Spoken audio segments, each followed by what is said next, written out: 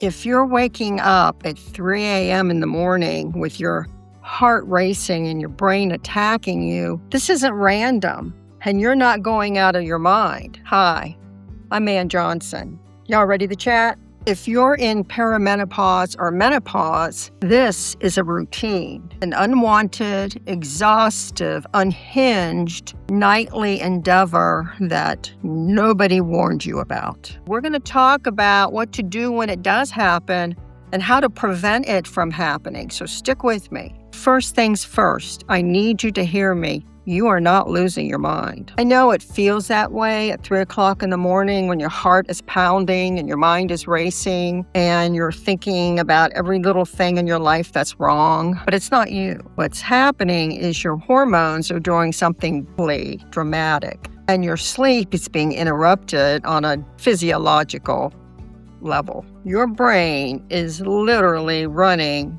without a safety net. And you're not the only one lying there in the dark. Studies show that 61% of women in perimenopause or menopause have their sleep disrupted. I think we're out there, we're tired, and we deserve some answers. Okay, here's where we get into the science, and I promise I'm going to keep it human because nobody needs a biology lesson. Your hormones are the problem, especially estrogen and progesterone, which drop significantly during menopause. We all know these hormones affect our menstrual cycle, but a lot of people don't realize how they affect your mood and how they affect your sleep.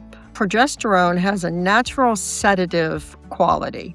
It actually works on the same receptors anti-anxiety medicine does. It's calming. It helps you get to sleep and stay asleep, and it quiets the mental noise. So when progesterone starts dropping, which happens in perimenopause, that quiet feeling disappears. And what rushes to fill its void? Anxiety, restlessness, racing thoughts, 3 a.m. wake up. Estrogen is your brain's best friend who just moved away. Estrogen isn't just a reproductive hormone. It regulates your serotonin and your dopamine. These are your brain's feel-good, stabilizing chemicals. It also helps regulate body temperature. And anyone who's gone through hot flashes, I know I had them bad, knows that this is not a fun thing to have going on. So when estrogen drops, your serotonin levels become unstable. Your internal thermostat goes haywire, and your sleep architecture, the framework and stability of your sleep just totally falls apart. And then there's cortisol. Cortisol is supposed to sleep at night. You don't need it. And then it slowly comes back as you wake up in the morning. But during menopause, cortisol levels can become dysregulated. This means it can spike at night even when it's not supposed to. And that's why some of you, I know I did, wake up with your heart racing, feeling that something horrible is happening or about to happen, and you can't think of a reason why. Your body is literally having a mini stress response in the middle of the night. So basically, your calming hormone is gone, your thermostat is broken, and your stress hormone is misfiring at 3 o'clock in the morning. Let's talk about the nightmares. Do you wake up from vivid, strange, terrifying nightmares and you can't seem to shake them? And there's a reason for that. Your most vivid, emotionally intense dreams happen during REM sleep, rapid eye movement sleep. That deeper sleep is where your brain is active in processing emotions and memories. Here's the problem. When your sleep is totally interrupted by hot flashes and lighter sleep than normal, it interrupts your REM cycle, becomes fragmented, and as a result, you're more likely to be yanked out of REM sleep right in the middle of it. When that happens, you don't just half remember the dream, you wake up in it. Heart pounding, completely disoriented, as if the images were real. And because your estrogen is lower and your emotional regulation isn't as cushioned as it used to be, those nightmare fears can linger. You can't just shake it off and go back to sleep. So you lay there afraid. You're afraid to go back to sleep. What if you continue with the nightmare? And the fact that daytime anxiety gets processed in all of this mess creates an even bigger problem. Your brain is trying to sort through stress and emotion while at the same time being destabilized. Okay, let's talk about the spiral itself, because knowing what's going on at 3 o'clock in the morning can actually help you manage it. At 3 a.m., your logical brain is basically offline. Your prefrontal cortex, which is the logical part of your brain, takes a while to come back online when you've been in a fitful sleep. It can't help you. It can't talk you off the ledge. It's not fully working yet. But your amygdala, the emotional threat detecting part of your brain, is wide awake. It wakes up fast. And without the prefrontal cortex telling your brain to calm down, this is no big deal, the amygdala runs the show. So what is a perfectly manageable thing at 2 p.m. in the afternoon becomes just stressful and out of control at 3 a.m. For example, your mom calls and you don't call her back right away. You're going to get to it. You're not skipping the phone call. And you start thinking to yourself when you wake up, I didn't call my mom back. I'm a terrible daughter. And while I'm at it, I'm probably a terrible friend too. You start thinking about every interaction you've had in the last 6 months and how horrible you were in them. You let everybody down. Everybody is disappointed in you. And come to think of it, have you been living your life with full intention? What are your core values? Who are you? All this goes through your head while you're laying there with your heart racing. And think about it. It all started with a phone call. I didn't call my mother back. That's the 3 a.m. spiral. And it's not because you're anxious or falling apart. It's because your hormone-disrupted brain is now running on an emotional system with the logical system barely functioning. And here's the cruelest part. Worrying about not sleeping makes it worse. Because now you're thinking to yourself, I got to get up soon. I have so much to do tomorrow. I'm exhausted. And now you have a spiral in a spiral. All right, we've wallowed in it. Now let's talk about some solutions. And I want to give you some in-the-moment tools so that you can deal with it when it's happening. And I also want to give you some overall strategies that will help you prevent it. First, do not reach for your phone when you wake up. I know it's comforting, and you may want to Google, why is this happening to me? But all it's going to do is stimulate you and tell your brain that it's time to get up. So while you're doom scrolling or looking at social media, it activates your nervous system. So it feels soothing in the moment, but it's not soothing. Put the phone face down and try breathing instead. One of the most effective ways to bring yourself down when you're in an anxious moment is the 4-7-8 method. It's a breathing method. Inhale for 4 counts, hold your breath for 7 counts, release it for 8 counts. And I would practice that when you're not feeling anxious at 3 a.m. Practice it during the day so you get in the habit of doing it. What's wonderful about it is it activates your parasympathetic nervous system, your rest and digest mode. It starts to bring your cortisol level down. And I know it sounds silly, but it actually works. If I really get upset with somebody, I'll do that. And I calm down.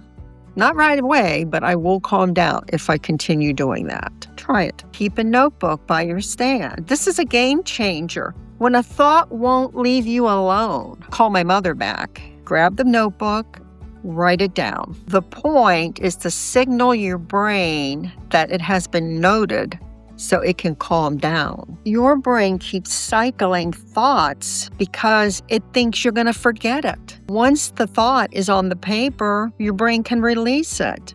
You don't have to solve the problem at 3 o'clock in the morning. You're just filing it to be solved later, and that will calm your brain. Try a body scan. This is when you start concentrating on your body. You start with your hair, work your way down to your eyes, your nose, your chin, your shoulders. And little bit by little bit, you think about each thing until you get all the way down to your toes. And what you're doing is you're diverting your brain from thinking about emotions to thinking about something solid, your body. It's a very effective way to break the anxiety loop. If you've been awake for 20 to 30 minutes and you're really activated, get up. Just get up. I know it sounds counterintuitive, but lying in bed all stressed out and awake tells your body and your brain that that's a bad place to be, that it's not a restful place to be. So what should you do when you get up? Go to a different room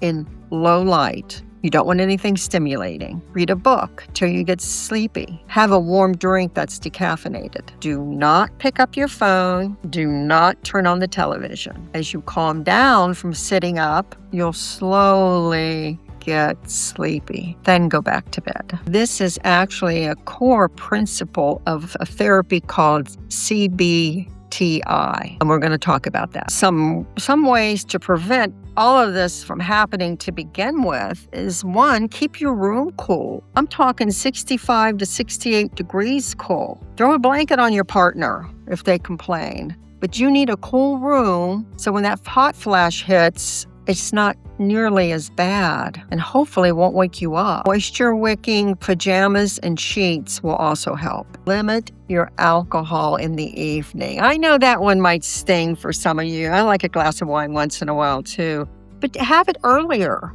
not right before you go to bed. For menopausal women, alcohol actually disrupts sleep. So you're pouring fuel on the fire, so to speak. Create a wind down ritual. And by that, I mean, do the same thing every evening before you go to bed. You take your makeup off. You put your pajamas on. You don't doom scroll or get on that phone any way, shape, or form, but you calmly settle yourself down. So by the time you get into bed, you're ready for sleep. Over time, rituals that you have established become pretty powerful anchors to your sleep. Here's where I want to be real with you.